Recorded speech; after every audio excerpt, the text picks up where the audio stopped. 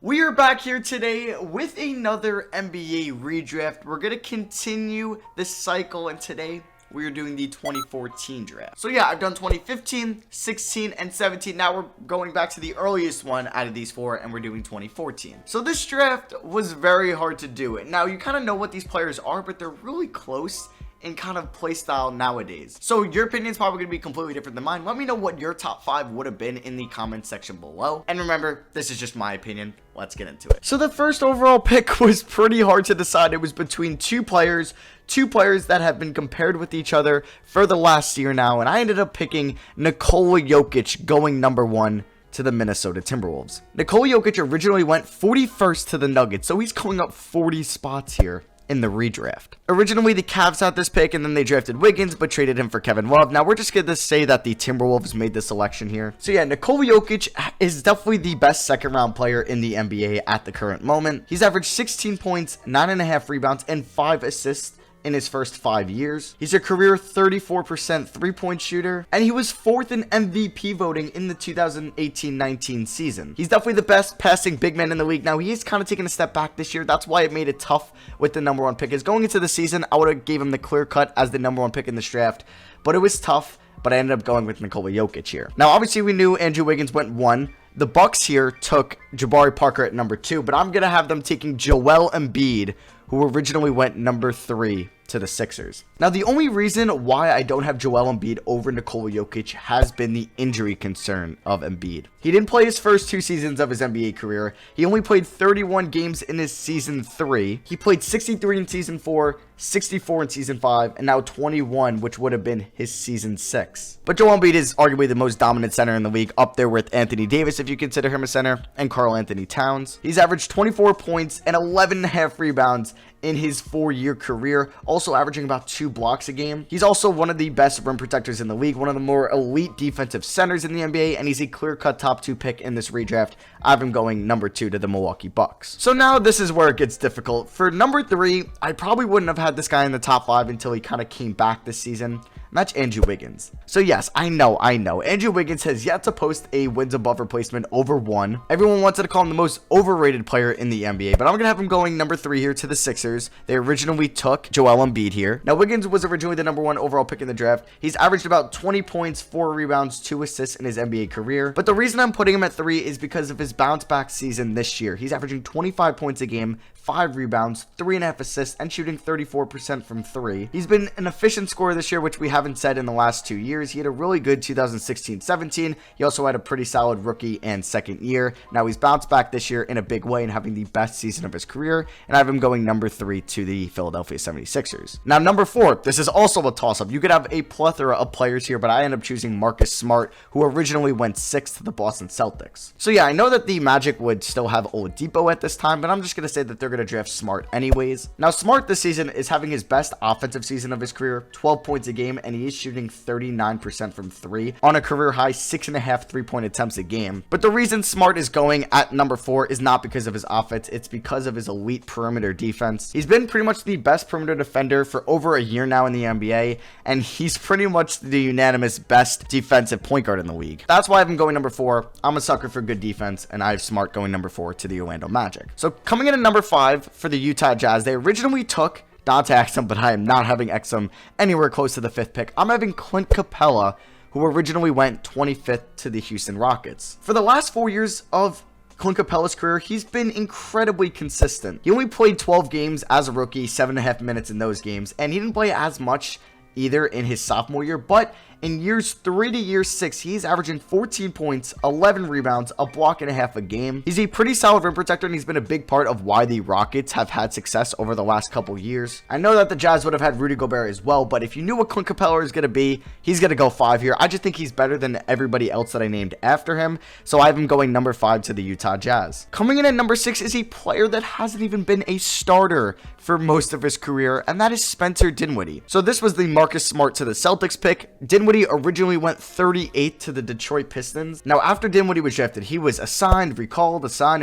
from the G League team of the Pistons, the Grand Rapids Drive. Then on June 17th, 2016, he was traded to the Chicago Bulls for Cameron Bairstow. Yeah, Cameron freaking Bairstow. And then less than 2 weeks later, he was waived by the Chicago Bulls, signed again a couple weeks later, and then waived right before the season started. And then 2 months later, he signed with the Brooklyn Nets, and it's been the best decision of his career. Since coming to the Nets, he's averaging about 15.5 points a game, 5.5 assists, and 3 rebounds a night while shooting 33% from 3. Now, this season is showing why he could be a starting point guard on a good team. He's averaging 21 points, 6 assists with an effective field goal percentage of about 49% and a true shooting percentage of about 57%. He's been a really good ball handler. He's been a really good playmaker. He's showing why he could be a starting point guard in the NBA, and I have him going number 6 in this redraft. So coming in at number 7, this was the Julius Randle to the Lakers pick, but I'm going to have them taking another power forward, and that is Aaron Gordon, who originally went number 4th to the Orlando Magic. So yeah, Aaron Gordon has been pretty disappointing in the 2019-20 season, but in his 2 years prior to this year, he was looking like he was a really good young player in the NBA. He's averaging 17 points a night, 7.5 rebounds, 3 assists, and shooting 34% from 3. Now, I don't think Aaron Gordon is going to be a 20-point per game scorer in the NBA, and I think he thinks that he will be, and I don't think that's his best possible solution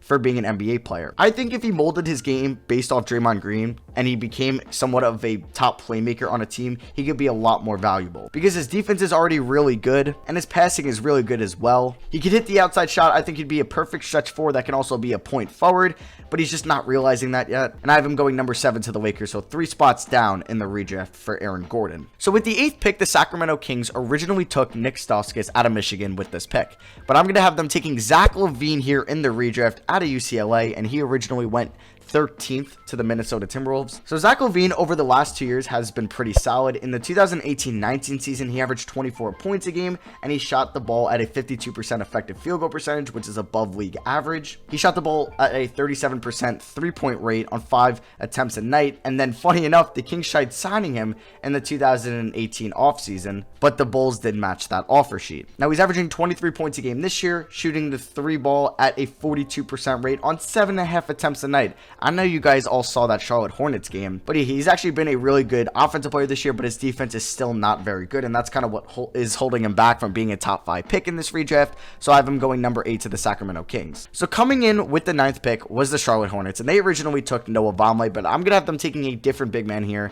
I'm going to have them taking Jusuf Nurkić. Now, Nurkić was drafted at number 16 by the Chicago Bulls, but was traded for Doug McDermott in that deal that sent him and Gary Harris to the Bulls for Doug McDermott, one of the worst trades we've seen in a minute. But yeah, over the last 3 years, Jusuf Nurkić has been a really good player for the Portland Trailblazers. He's averaging about 14 points a game, 9 rebounds a game, and about 2.5 assists while getting about a block and a half a game. He was traded for Mason Plumlee, and also Portland got a first-round pick out of that. So that was an incredibly buy low value for the Portland Trailblazers. But yeah, he's been a really good center for them, and he's going to come in at number 9 in this redraft. So coming in at number 10 is Julius Randle. Now, this is the 76ers pick. They originally took Elfrid Payton, but that was a trade that got them Dario Saric. Randle went originally number 7 to the Lakers. He only played about 14 minutes in his rookie season, where he broke his leg in his first game of his rookie year. He had a really nice end to his Lakers stint. He averaged 16 points, 8 rebounds, 2.5 assists for them. And he kind of broke out last year for the Pelicans, averaging about 21 points a game, 9 rebounds, 3 assists, and shooting 34% from 3. He would be higher on this list, but this year for the Knicks, he's been pretty bad. He's averaging 17 points and 9 rebounds still,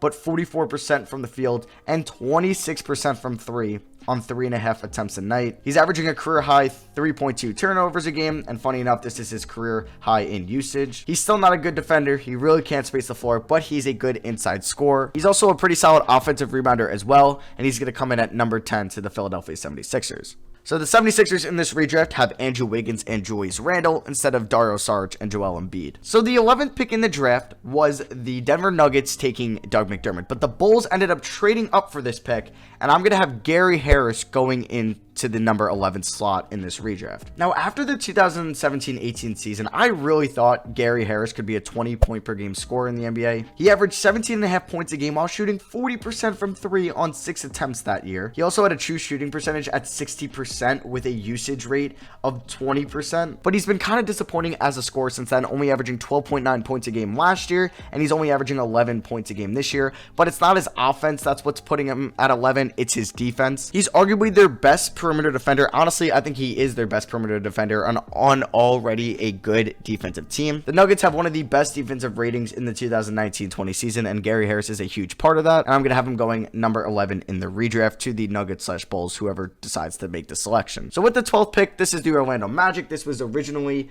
Dario Saric's position, then he got traded for Elfrid Payton, but I'm going to have TJ Warren going to the Magic here, and he originally went 14th to the Suns. Warren had a really good 2017-18 season where he scored about 20 points a game and had 5 rebounds for not really a good Suns team. He really wasn't a good three-point shooter till last year, and he's actually been really good for the Indiana Pacers in the absence of Victor Oladipo. Over the last 3 seasons, Warren is averaging about 19 points a game, 4.5 rebounds a game, over a steal a game, and shooting 37% from 3 and 50% from the field. He's a pretty solid volume scorer, and he honestly could probably be a number 3 option on a really good team in the NBA. Maybe that's pushing it. Maybe he'd be a number 4 option, but I'm going to have him going number 12 here to the Orlando Magic. So pick 13 originally went to Zach LaVine being drafted by the T-Wolves, but I'm going to have Joe Harris going to the T-Wolves here, and he was originally drafted 33rd by the Cleveland Cavaliers. So like Spencer Dinwiddie, Joe Harris was an incredibly nice find by the Brooklyn Nets over the last couple years. He averaged about 2 points a game in his first 2 years in Cleveland. He didn't play a lot in his sophomore year, but in his last 4 years in Brooklyn, including this year,